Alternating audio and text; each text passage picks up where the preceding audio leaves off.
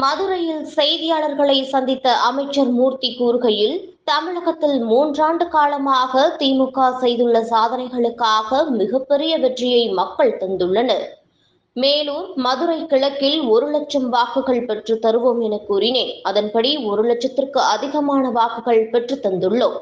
India கூட்டணியில் உள்ள முதலமைச்சர் மு.க.ஸ்டாலினுக்காக மக்கள் வாக்களித்து உள்ளார்கள் என கூறினார்.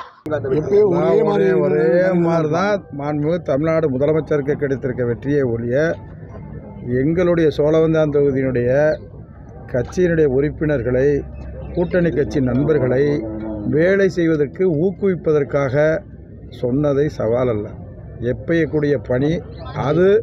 இதுவரை சோழவந்தான் தொகுதியில் கிடைத்திராத மிகப்பெரிய வெற்றியை சோழவந்தான் தொகுதி மக்கள் கொடுத்திருக்கிறார்கள்.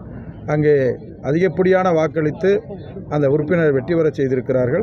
அந்த மாவட்ட செயலர் என்ற முறையிலையும் அமைச்சர் என்ற முறையிலையும் சோழவந்தான் தொகுதி வாக்காளர் பெருமக்களுக்கும், அதே நேரத்தில் உசிலம்பட்டி தொகுதியினுடைய பொறுப்பு அமைச்சர் என்ற முறையிலையும் அதற்கும் சேர்த்து இந்த நேரத்தில் அவர்களுக்கும் நன்றியை தெரிவித்துக் கொள்கிறேன்.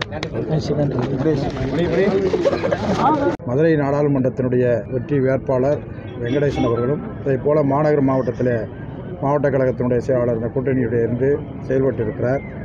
எங்களுடைய 2 தொகுதிகளை பொறுத்தளவில் இன்றைக்கு மதுரை நாடாளுமன்றத்தில் இருக்கக்கூடிய கிழக்கு தொகுதி அதிமுகவை விட 75,000 வாக்குகள் அதிகமாகவும், அதே நேரத்தில் பிஜேபியை விட 71,000 வாக்குகள் வித்தியாசத்திலும், மேலூர் தொகுதி 31,000 ஓட்டுகள்.